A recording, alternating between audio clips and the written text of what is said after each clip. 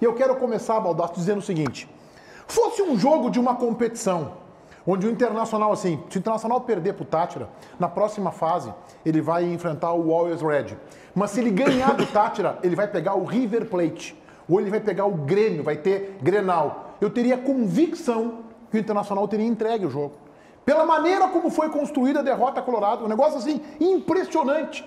E o Ramires ficou desconcertado com a pergunta sobre a apatia. Sim, o Internacional foi um time apático, foi um time desconcertado em campo, um time mal escalado. E aí eu tô com o Ramires, porque o Ramires não perde.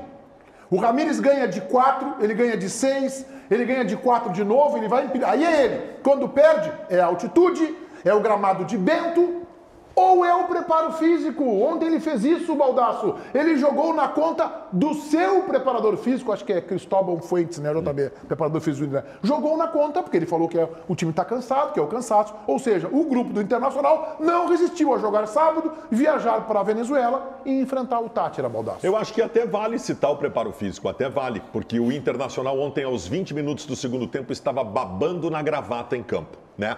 Eu vou ficar bem alerta a partir de agora para ver se essa é a tônica da preparação física do Miguel Ángel Ramírez. Lembrando que o Cristiano Nunes, um dos principais preparadores físicos do Brasil, foi liberado pelo Internacional para que viesse a comissão do treinador espanhol. Eu quero dizer para vocês que eu estou envergonhado, eu estou constrangido e eu estou muito preocupado com o que eu estou vendo no Internacional. O Internacional é um time ciclotímico absolutamente inconfiável. E o trabalho do Miguel Ángel Ramírez até este momento, ele não tem consistência. A torcida do Internacional não confia até este momento no trabalho do treinador. Eu vou dizer para vocês com toda a segurança, e é importante que a direção do Internacional veja isso também, que a direção do Inter só ouve uma turminha, né? Eu quero dizer para vocês, e aqui está falando o Baldasso dando um carteiraço de quem interage todos os dias e tem contato com dezenas de milhares de colorados em todas as redes sociais. Hoje, há uma divisão na torcida do Internacional. Uma parte quer a demissão do treinador agora e a outra parte quer esperar os próximos movimentos, tipo a decisão do Gauchão, para saber se ele tem que ser demitido ou não. Eu estou nessa segunda parte. Eu não quero a demissão do treinador, mas eu estou muito atento e dou graças a Deus que tenhamos 2 Grenais para que a verdade seja colocada. Qual é o verdadeiro Inter? O verdadeiro Inter é aquele que ganha de placares elásticos contra equipes de qualidade duvidosa dentro do gramado tapete do Beira-Rio, ou daquele que perde para adversários inqualificáveis com atuações patéticas como aconteceu ontem? Eu só quero lembrar aqui, eu quero ouvir a opinião de todo mundo, que para jogar no Beira-Rio e na Arena, em primeiro lugar, os 2 gramados são excelentes, não tem viagem e não tem altitude. Nem no Beira-Rio e nem na Arena. Fala, Vaguinha. Bom, eu acompanhei já, era 11 horas da noite, quando chegou a entrevista coletiva do Miguel Ramírez, que não foi ao vivo, né? A gente chegou no grupo do Internacional. E eu ouvi atentamente, ele fala sobre, principalmente a justificativa dele é sobre o gramado que come las piernas. Um gramado que come las pernas. Essa é a dificuldade. Eu quero lembrar uma história do Internacional na Libertadores de 2010, para quem não lembra. O Inter foi jogar no estádio pequeno, acanhado, em Quilmes, contra o Estudiantes de La Plata, enquanto o Estudiantes era o atual campeão da Libertadores da América. O Estudiantes foi campeão em 2009 e o Inter foi lá jogar contra esse adversário. O estádio pequeno, acanhado, gramado ruim, saiu perdendo de 2-0, uma pressão infernal. E o Inter foi lá e no final do jogo fez o gol que levou o Inter à semifinal e depois ao título da Copa Libertadores da América. Libertadores é isso, é passar por cima de todas essas dificuldades que eu coloquei agora.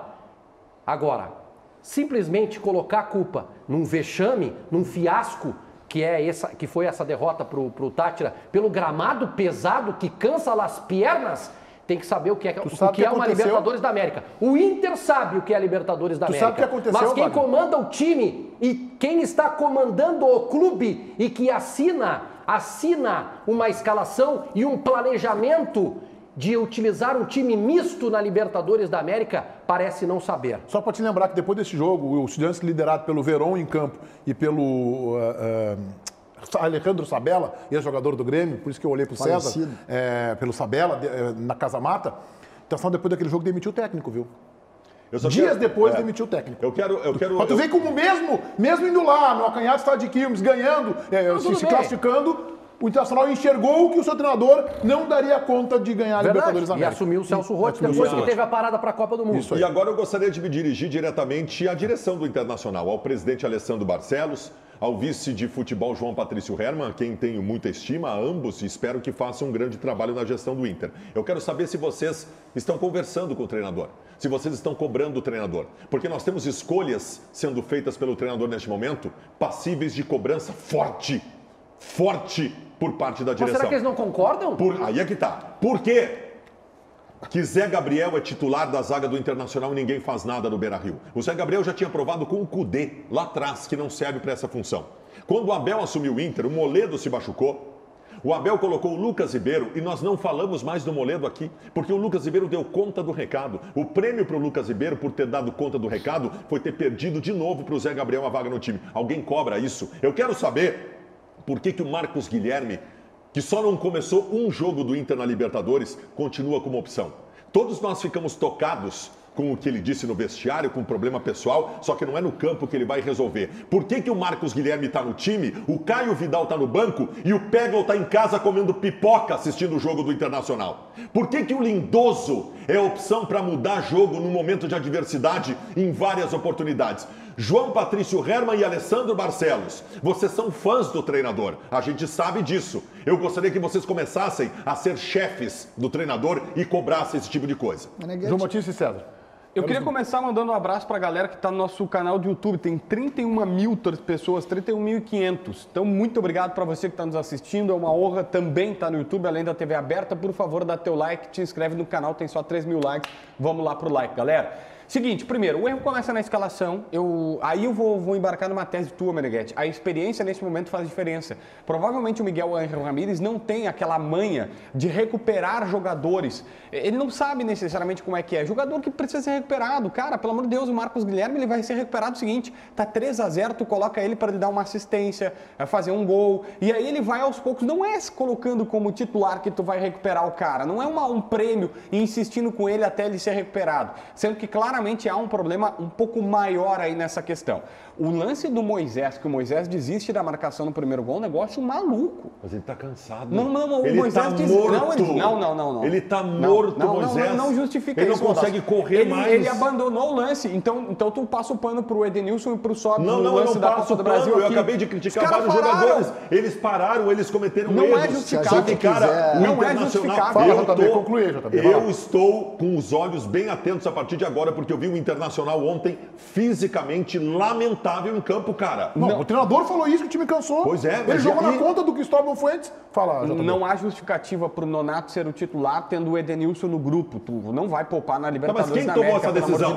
Quem tomou essa decisão e quem avalizou essa decisão? Quem assinou embaixo a preservar jogador? Aliás, vocês me chamaram de loucos ontem, né? Eu gostaria que vocês me pedissem desculpa, porque ontem eu sugeri uma enquete pro programa de que o Inter iria preservar jogador e vocês disseram que eu tinha inventado a minha cabeça. Desculpa. Mas teve uma preservação. Eu tô te pedindo. Teve 3 preservações. Quais? Foram preservados Rodinei, Maurício e Edenilson. Os 3 vão jogar o Granal. Os 3 vão jogar o Granal. Os 3 ficaram no banco e vão começar o Granal. Não, Meneghetti. É que vocês não entenderam o jogadores. seguinte, o treinador não faz necessariamente preservação. Ele é mais grave ainda, talvez, tá? Ele realmente acredita que ele tem que mudar o time.